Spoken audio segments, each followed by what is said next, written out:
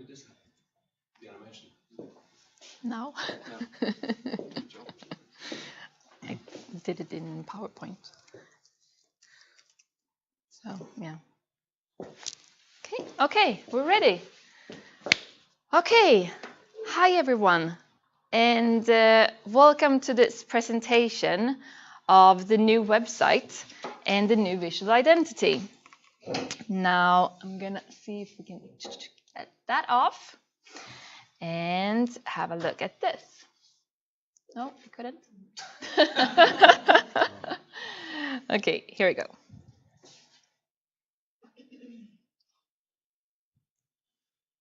There we go. Okay. So, I hope that you will be just as excited as I am over the launch of the new website and the new visual identity after this presentation. And I don't think that I should start a presentation by giving you the finger saying you should not do this, but I'm going to do that anyways. So please, I kindly ask you not to share this to anyone else, because this is a presentation for SEI employees only. And we're trying to keep it a surprise for the wider world when we do have the external launch. So this is not an external launch, this is only for us internally. I hope that's clear. I thought that we would start off by just looking at why we have a new visual identity and the importance of a new visual identity. And changing our visual identity is so much more than just changing our logotype. Because a strong visual identity helps SEI to stand out from the crowd. It will explain why we are special. It can also attract new talents and create new collaborations, or help us create new collaborations. If our new visual identity signals that we are an innovative and forward-thinking organization, like-minded organizations and potential new hires will want to join with us to become and to help us become more forward-thinking and innovative. So that's important. It can also help our stakeholders to know what to expect. It will tell them our story and what we care about. A strong visual identity also describes who we are. We are an international non-profit research and policy organization that tackles the environment and development challenges. We connect science, policy, and capacity development to support decision-making and identify solutions and opportunities for a sustainable future for all. We do make sure that our knowledge and our findings are clearly communicated and accessible to decision makers and civil society. It also describes the promise that we make. And SEI's value and guarantee to all stakeholders are relevant research and integrated ideas. Although the emphasis might change, all of our work seeks to bridge science and policy to promote joined-up solutions from international to local level. We also promise that we are transparent, open, and rigorous, and that our work is robust and founded in evidence, and that we tell the truth as we see it. So, our new visual identity is building bridges, just as we are. And a strong visual identity will strengthen our brand, which will help us achieve our goals and lead to a change towards sustainable development. Okay? So, let's have a look at the process. What is it that we've done?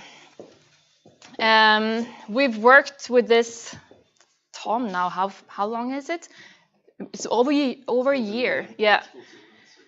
And that is not including the discovery phase, because we have started off with looking at the findings that we did in the digital redesign phase 1, where we learned a lot about who we are as an organization and the internal needs that we have. What we then did was that we added to that extra additional interviews, and we went into a creation phase and discovery phase of, okay, so what is it that we want to achieve? We then moved into a phase that we call define, and that's when we actually defined the 3 creative routes. We called them brand worlds at this time, and we shared it with all employees. Everyone had an opportunity to give us feedback through a survey that was sent out. And we looked at the comments, and we looked at, of course, there was a rating of the 3 different brand worlds. There was a voting. The 2 winning options were presented to the executive team, and they also voted on those 2 options. What we then did was that we moved into developing phase, where I would say we're still in, because we haven't really finalized everything yet, where we are now refining the winning option. And we've done this in collaboration with the executive team.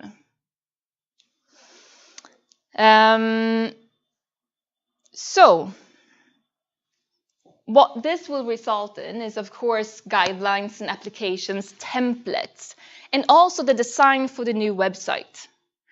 So it was very important for us to make sure that we had a visual identity that worked digitally. Let's have a look at what will happen with the launch. Because as I said, this is not the launch. We will be launching at the end of February, where we will go live with a new website as well. Templates will be available internally by the 18th of December. And what I mean by that is, if you, after the 18th of December, need to create things or produce things that you will then give to a wider audience, to an external audience after the launch, you're able to use the templates by 18th of December. Now, of course, after the external launch, all external outputs should be created with a new identity. We will try to make sure that you have a center representative when it comes to the templates, that you could ask for advice, or at least would know how to use them. The way the templates will be available is that we will send out a link to everyone, so you will have access to it, and Ian will help out with that. And of course, if you have questions, you could ask myself or Tom. So let's have a look at, because we are going to have an external campaign for the launch. The external campaign have 2 objectives. So first, what we're trying to do is to ensure that we have a successful launch of the new website, meaning that we will try to drive traffic to the website and make them experience it. It's very important. The second objective is to build brand awareness. And of course, we're going to be doing that by using the visual identity. And it's a very important phase when we have a new visual identity to really make sure that people associate us with the new identity. The channels that we will be using are social media. And when I say social media, we're going to be using the SEI's platform. I'm going to be asking the researchers to, of course, use your social media platforms to spread the word. We're also going to create a targeted campaign on Twitter and Facebook. What that means is that we're going to be using the newsletter subscribers. And if those subscribers have an account on Twitter or on Facebook, they will receive a message on these channels that is integrated with the message that we're going to send out in the newsletter campaign. And then we have the websites. I've said sites because we're going to start off already with the current website a few weeks before the launch as a teaser of what will happen. So if we have a look at the activities that we will do, there's going to be a video by SEI employees and Johan. These are the activities that are focusing on brand awareness. Of course, we're going to have tweets and posts from a branding perspective and information about the new website. We are going to send out personal Twitter messages to partners. The newsletter, of course. We're going to have this teaser news item on the current website. And then we're going to have 3 blogs coming out in the 3 first weeks. We have other activities that are more instructional and the purpose to call to action. There's going to be another video created where we show the website a little bit more with a voiceover. We will have, of course, again, tweets and posts with this kind of message. The newsletter, again, the targeted Facebook and Twitter campaign will be more on this kind of instructional message. And also we're going to have a page with more information about the newsletter because we want to make more people subscribe to the newsletter. And this is just, I'm not going to go into details, but just to show you that there's a plan, of course, as a timeline of how these activities will roll out.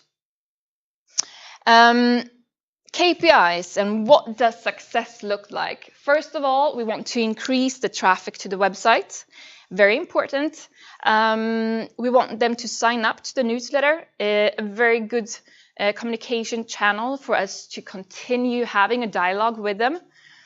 We will look at the video views of the videos, of course, engagement with our tweets and posts, open rate and click-through rate on our newsletter send-outs. And from a branding perspective, it's very important also to look at the increase of numbers of followers on the social media channels. Any questions on that? We have a question in the back. Just, yeah, exactly. Thank you for using the microphone. Not very good. This is Henry, Stockholm office. I'm not very good at social media, but in my flow, I don't recognize Facebook as very, very important, but I do see that more and more people use LinkedIn, and also some institutes are starting their own YouTube channel. So I just have a question about LinkedIn and YouTube. Then there are, of course, others as well to consider. Very good question. And LinkedIn is part of the campaign as well. When it comes to the YouTube channel, we're going to have the videos there as well. So they are integrated into this. And when you say Facebook, we can see that there are some really regional differences if they prefer Twitter or Facebook. So it's important for us as a global organization to make sure that we use both channels. But very good question. Yes, Peter, if you have a microphone. Thanks a lot. Well, this is Peter from Stockholm office. I'm wondering if this is more the package itself, or if we are offering something new to our collaborators and clients in how we actually, our promise, has that changed? Are we changing our procedures? Are we changing the deliverables? Or maybe also, do we inject something new into all our projects, etc.? So is it just, the same wolf but with a new dressing on, or is it actually something that we have changed now that is different from what we have done so far? Thank you. Very, very good question. And the thing is that we're not changing who we are. We are just making sure that we have a new visual identity that better reflects who we are. So that's very important. That's also, I think, that's why I tried also in the beginning of the presentation, the wordings, we're keeping the wordings a lot like we've had before. It's important for us to make sure that we're not changing who we are. Okay, if there's no other, we have another one, Brenda. My question is... Yeah, it's only for the webcast. Okay, cool. My question is about the... you talked about SEI employee videos. Yep. What exactly did you mean by that? Good question. So it's going to be more of an inspirational video of who we are. It's going to be reflecting diverse voices and telling the outer world of who is SEI, but with the voices of the employees.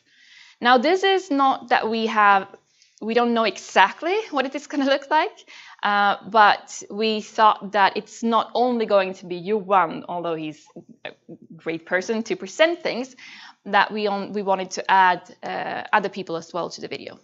So that's why. Okay? I'm thinking, now you're probably thinking, okay, get on with it now.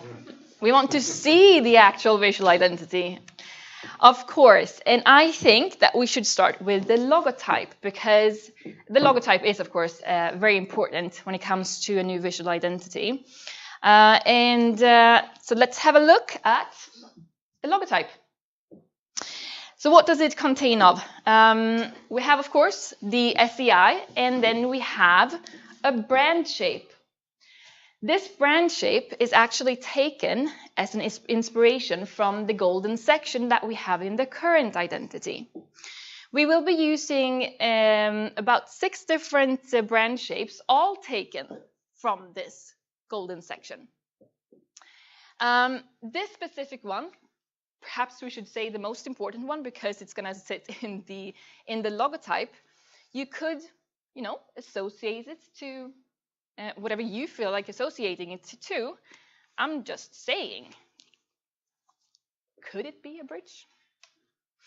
So this is one of the versions of the logotype. We will be using 3 versions when it comes to the setup. This is the extended version that we will be using on perhaps the more formal products, such as the publication templates, for example. This one will be used when there's not a lot more context in understanding that it's SEI. Then we need to use the Stockholm Environment Institute as a whole in writing out the words. The 3rd version of the logotype will also be this one. And this one will be found on smaller applications and, for example, on social media. And we're using the same setup today on the current logotype, that we only use the letters, for example, when there's not much space. So that's that on the logotype.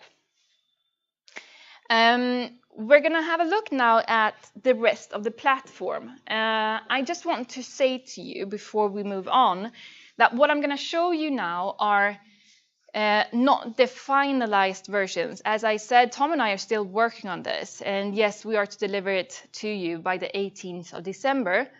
So I will be showing you, let's think about it more as concept images of the platform or the different applications and templates. You might, you might even find a spelling mistake in there, but let's not look too much at the copy. Okay, first of all, again, going back to the brand shapes, I just wanted to show you what it could look like in different shapes. So you could have an image inside a brand shape. You could have an image outside with a brand shape on top of it. And in smaller applications, we're going to be cropping the brand shape. As you can see down here, that's an example on the business card.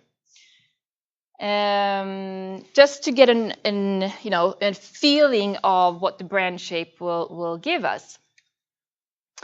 This is examples of or ideas of what the leaflet covers could look like. What you'll see here is that you could also use the brand shapes with only colors, so you don't have to have images all the time. And again, the images are not optimized in here. We wouldn't use this, but just roll with me. So this would be examples of leaflet covers, and this would also then be what a leaflet could look inside. So there's the green is our primary brand color, as you can see. The next slide will show you some of the other colors that we will be using. So these are long form covers, and those that are having a sharp eye can see that they're not really all the same. So please have a look at the top left corner. That's the one that is most accurate to where we are right now. Right, Tom? Yeah. Because we have the extended logotype and I shouldn't point out what's the mistakes. Anyways, again, you can see that there's a big flexibility with this. Again, the use of images if you wanted to, and not if you don't feel, or if you don't have that for a long form. So many questions. Oh, yeah, sure, okay.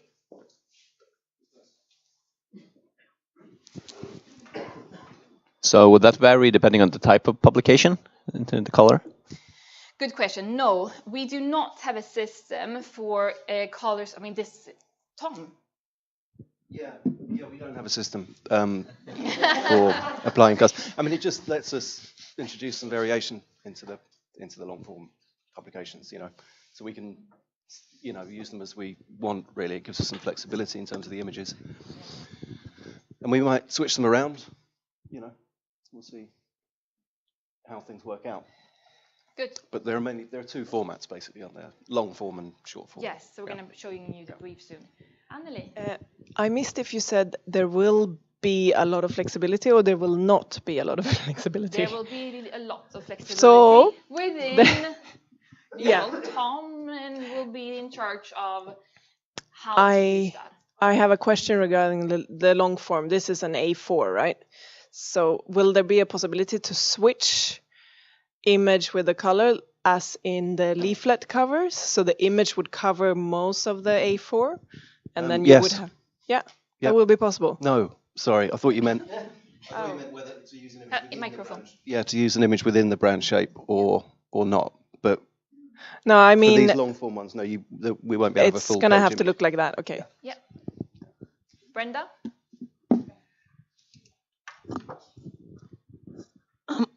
My question is in relation to projects. So will we be able to adapt the same design and, for projects, for example, or would this just be for SEI specific publications? Okay, so this is for SEI specific publications, so it's got nothing, I cannot say anything about the projects because a lot of the projects have their own visual identity and guidelines of how to use their colors, and some even have logotypes. So this is not got to do with... I mean, but we could use the leaflet template to... Sure, yes. Yeah. But it's not that we're saying that someone has to do it. No, yeah. Okay, so should I just move on to the what it could look like? This would be the long form, what it could look like inside. You get the feeling of it. The briefs. These are the brief covers, and what we've done is that you could, if you wanted to, use the head of the brief and just, crop it out and use it for social media as a card, a social media card. So I think that's going to be helpful for us. especially at times when there's no image. You could use that as an image to share on social media. Okay, I'm now going to show you some examples of infographics and graphs, and I just keep in mind that these are not real infographics. I'm just giving you examples of what it could look like, just so that you understand how we are going to use the visual identity. The charts could look like something like this. Again, you wouldn't use the logotype like this in the corner if it's in publication, but you might want to do that if you use it on social media, because then if people continue to share that, when they see the image, they would know who's the source. So it's just showing you different ways of working with it. Can I have a question on that? Yep. It's Henrik again here. You said that if you have a publication and you would like to share a figure from the publication in social media, you could opt for the SEI logo. But is it so that you give away the copyright to the publisher when you have an article in a journal? Are you allowed to put SEI's logo on a figure after that? Yeah, I mean, this is for SEI branded publications. So if it's in a journal, you know, that's a different thing. I mean, you could, when you're writing the article, use these templates if you wanted, but the copyright is a different thing, you know, with respect to our publications and journal publications. Does that make sense? Yeah. Thanks. Okay, good. So the next slide will show you stationaries. So this is a folder up at the top, a complimentary slip, a letter, and the business card again. It's Anneli. Go for it. That's why we're here. And the business card could be in different colors as well. We have created only this one right now, but we did have a green one from the start. So, I mean, is it a great need? I would vote for colors. It could cost more when we print them, but we could have a look at it. Yeah, Ylva? I would like, if we have the possibility, maybe have a small photo on the business card. A lot of organizations do that. It's just as an input, suggestion. You take it into consideration. That's a nice idea, but I don't know, we've come down the No, road unfortunately, quite a long that would way, not and- work right now. It could perhaps add the color to the same template, but adding objects, I'd say, would be pretty tricky right now, right? Yeah, I'd agree. Sorry for not being. Yeah, yay! Of course, we can do anything. The front and the back, right? Sorry if you used. If I get it correctly, is that the front and the back of the card, Yes, right? correct. So the back will not be blank. No, this is the back, or I mean, what's the back and front? I mean, this is one side and that's the other side. Okay, well, technically the front would have the more Okay, important okay. information. So it's the front anyway.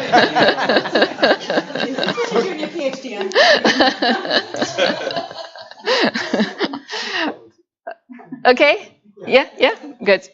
And this could be an example of what one of the channels in on Twitter would look like. I would not choose that image, sorry.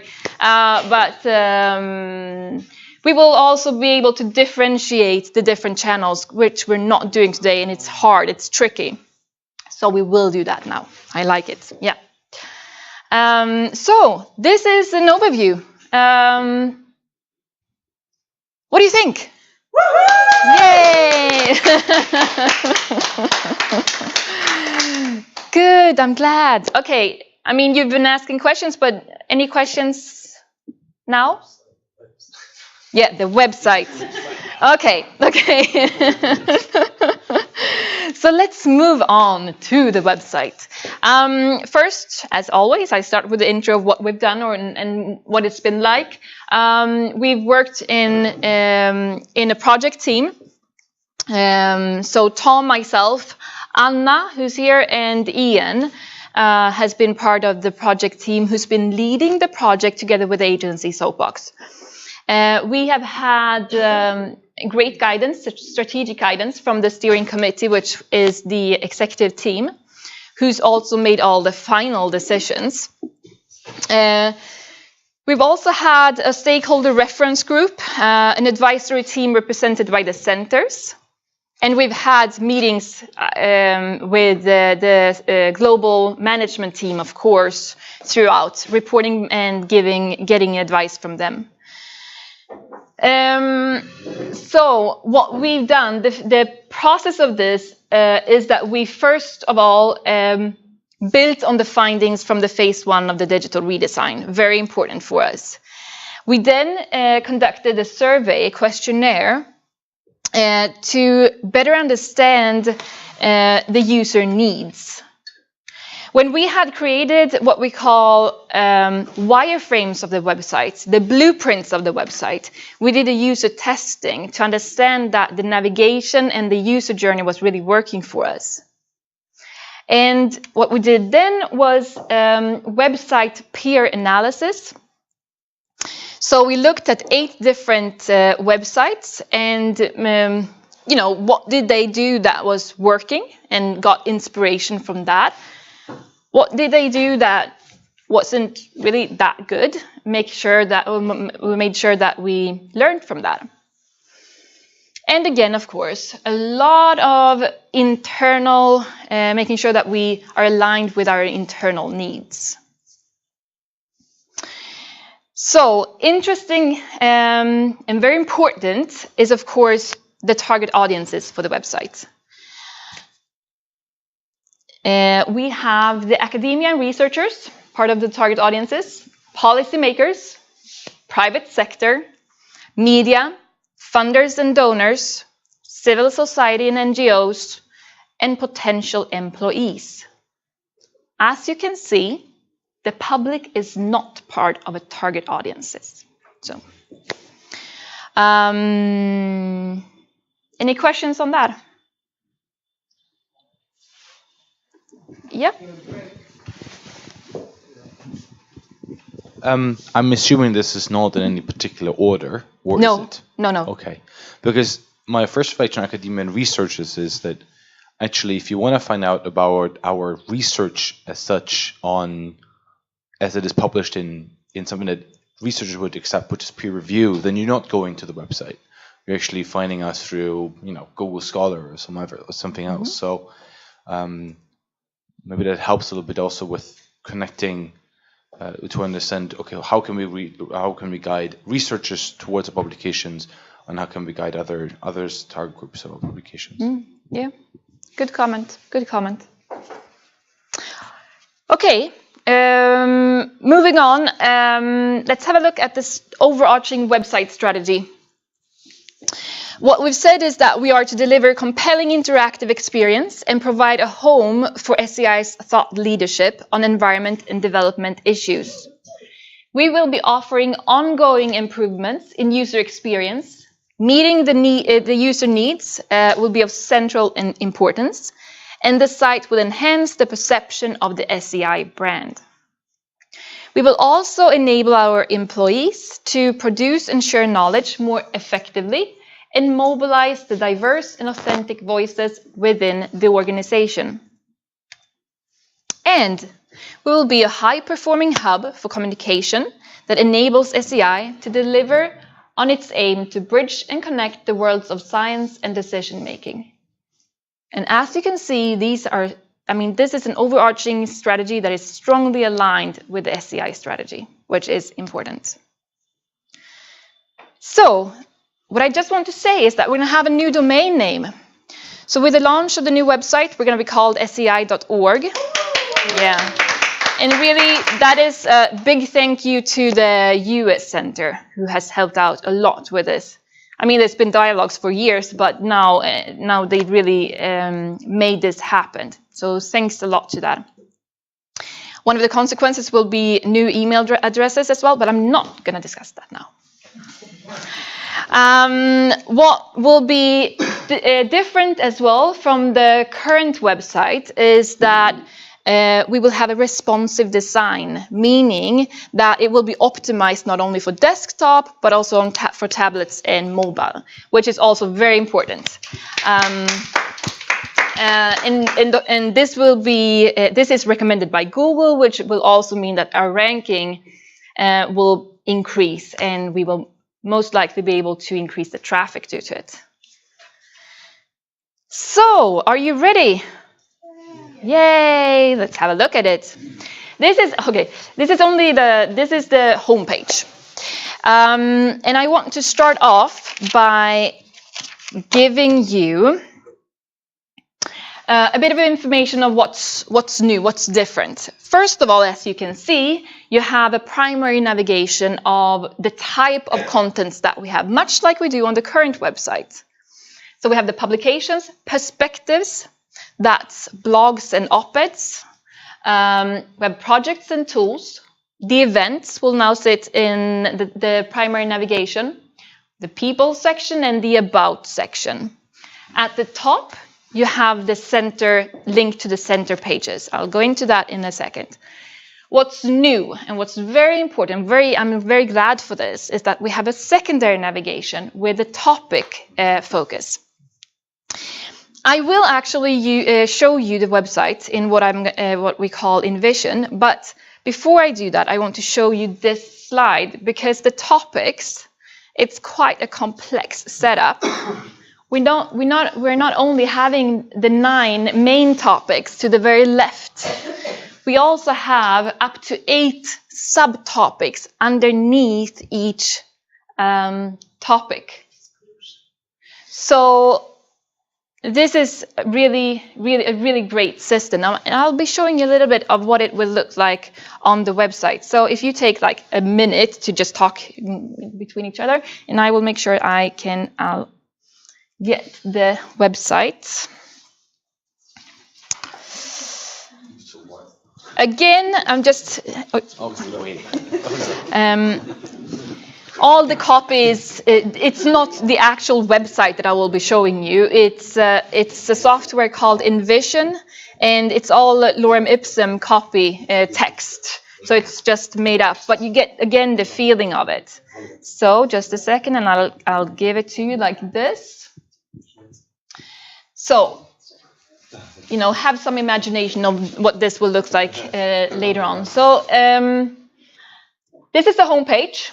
No, this is not the home page. Sorry. Soon you will see the home page. And just a second. This is the home page. This is the home page. What I want to show you, and again, the margins will be out here. It would sit like something like this. Oh, I can't zoom it in, but you get an understanding.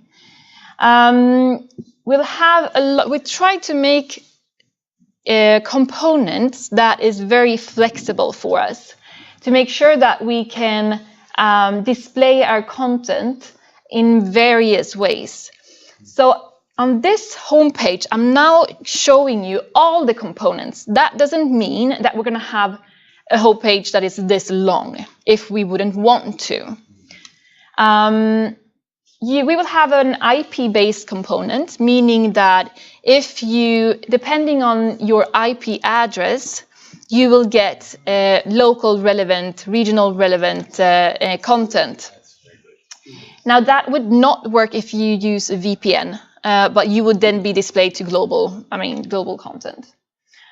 We have these 3 different kinds of what we call flexible components, where you could, in this one, continue adding information, or we call this, so this would be a component, and each of these are called callouts, just so we understand what I'm talking about. And if I add 6 or 7 callouts, this will just fall out and continue on. So it's flexible in that way. The same with this. So these would then continue on if we were to add more content to that component. And the same with this. So as you can see, there's a lot of flexibility and then we have the footer.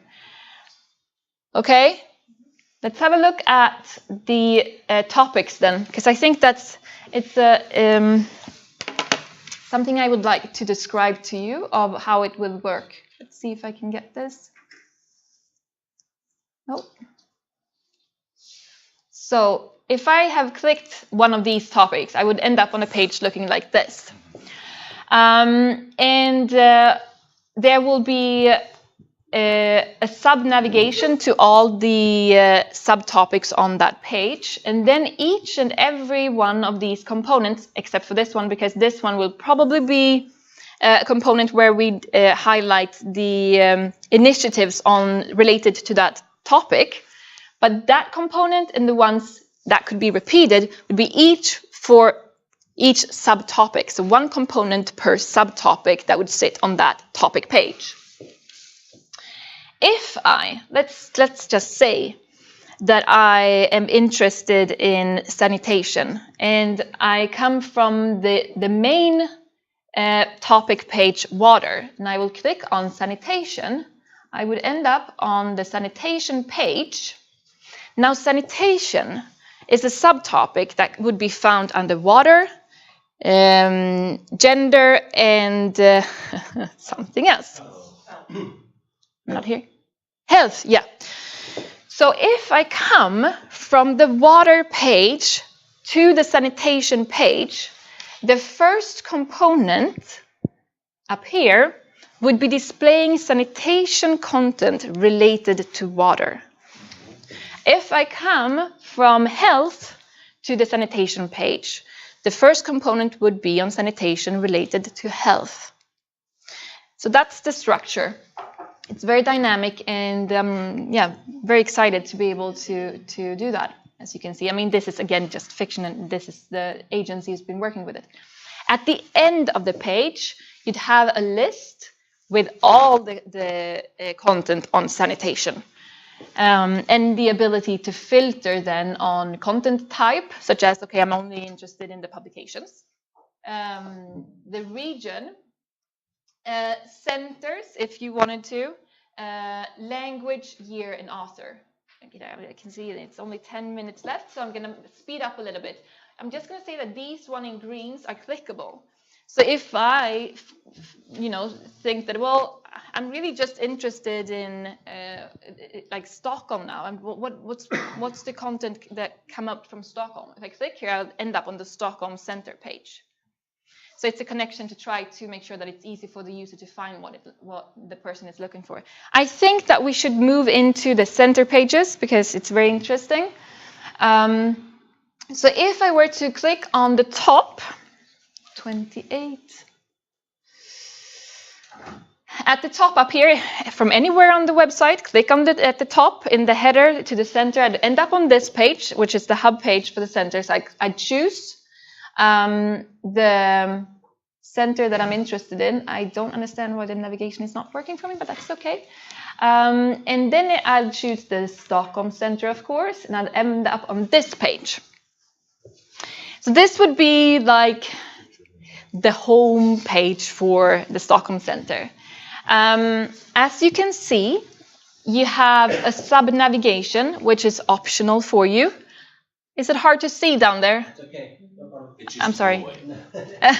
Again, it's not our choice which is what.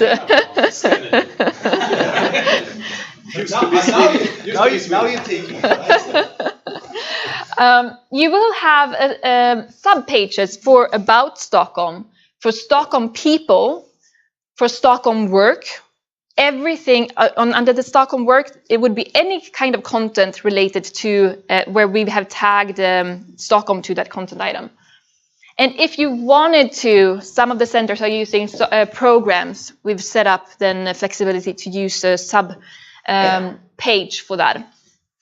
This is a call out that's optional. It's an ability. So if you have a recruitment ad out for the Stockholm Center, you could have a call out for that in here. And then we have different components to display different things. And this is up to the center to decide. We will make a recommendation, Tom and I and the project team, on how you could structure it, because we also would like to have some sort of consistency between the centers. Although, of course, we need the flexibility so that it is working for the centers. For example, I know that one of the centers would like to have one component per their program that they have in the center. Another center would like to have just one component displaying all the programs, for example, on this page. You could do it by content type, so that you choose, well, we want to highlight 4 different content types. We're going to have the publications up at the top. The next one's going to be our blogs, and then events, for example. So you understand the setup. It's up to the center to choose. We have a question. Yes, I just realized, just because this random title there. Yeah. Either in the upcoming version or in a future version, updated version, you want to have tools as a section, because that's a cross-cutting kind of issue. Do we have that? And oh man, I'm sorry, I didn't see that. We have Never that. Mind. Shut up. We have that. So, but it's a good comment. I wanted to spend a little bit more on on the center pages, because I think that is very interesting for you. So, do you have other questions on the center pages? Yes, in the back.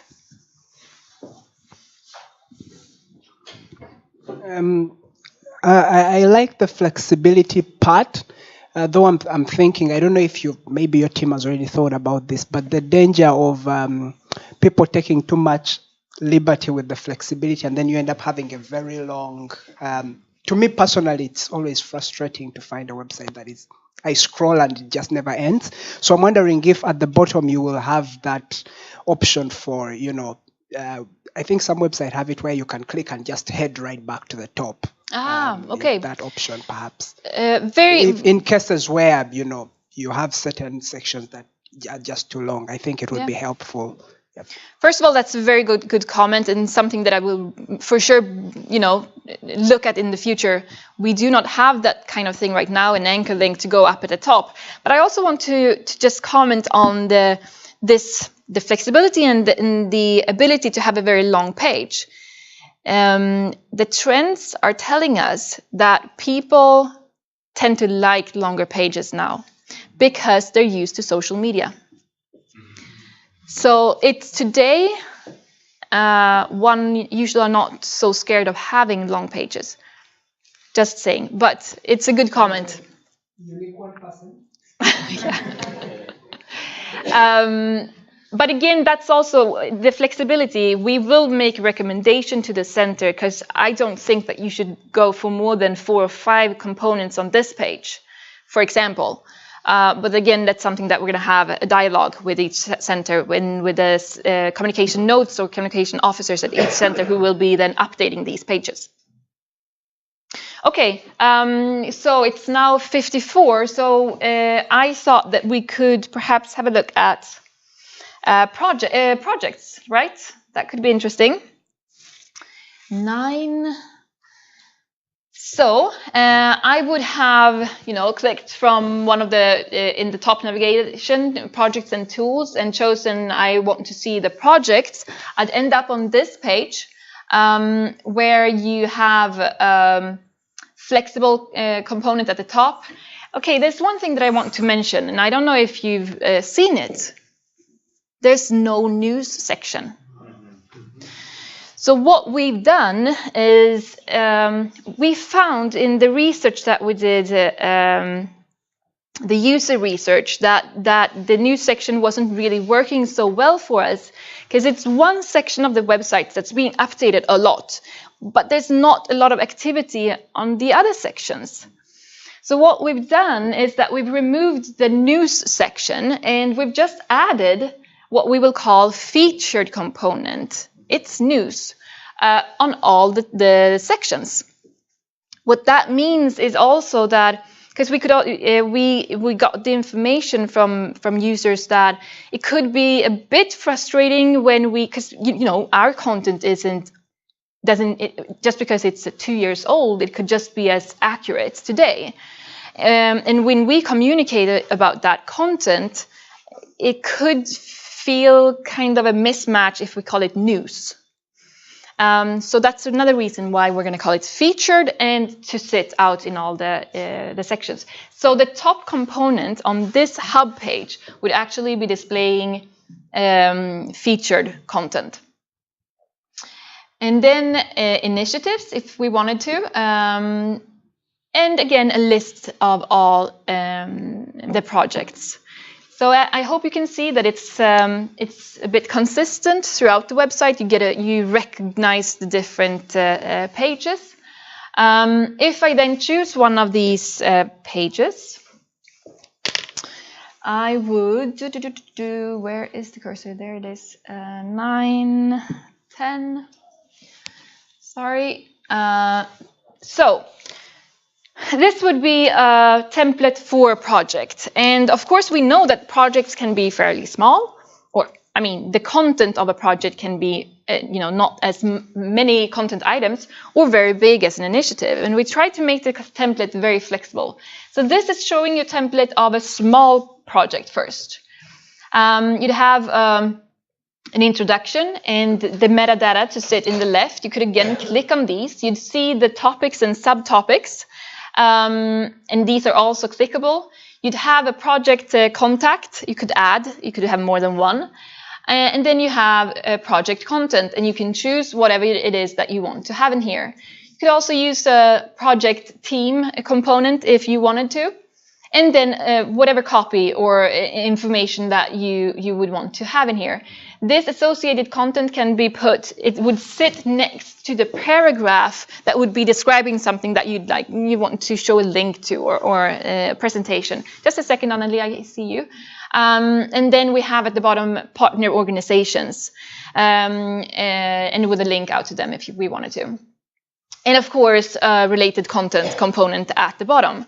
Again, this is, and we have tags. We have a tagging system that's a complement to the topic system. So the tagging system would be one level down in the depth of what we think would be related to this content item.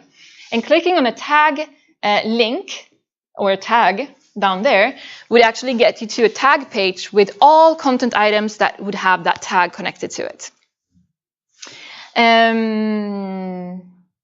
Can I show you the initiative or the bigger project page first, and then we take your question? So again, this would be the little smaller project, and I'm going to show you then if we have a bigger one. Yeah. So it's the same kind of structure, although if you look a little bit further down, first of all, you can have a flexible component, and then we have a sub-menu. So in here, you'd stay on the same page, although if you click in here, this part would, display other content items. So you could have the initiative team sit here. You could add publications. This is now projects, if you have different projects to sit within this initiative, or any other related information that you would have connected to the initiative or big project. It doesn't have to be an initiative. It could be a big project. So again, we're trying to build a template that is working for everyone. Now, Anneli. Okay, good. It's 11 o'clock. Do you have any questions this far? Yeah, one at the back.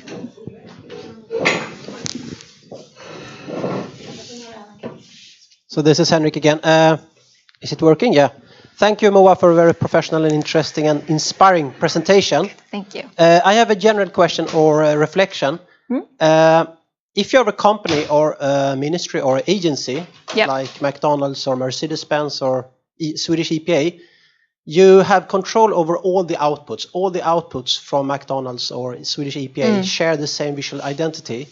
That is not the case for a university or research organization like SEI, and this has been touched upon here. Yeah.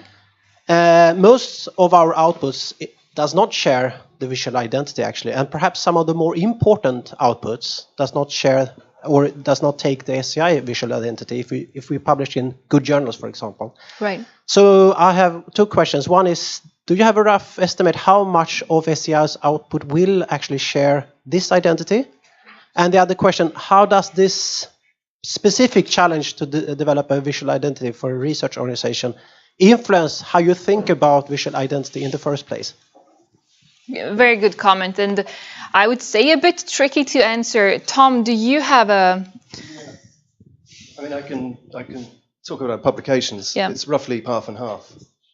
So about 50% of our publications are in journals, and 50% would be SEI branded. Yeah.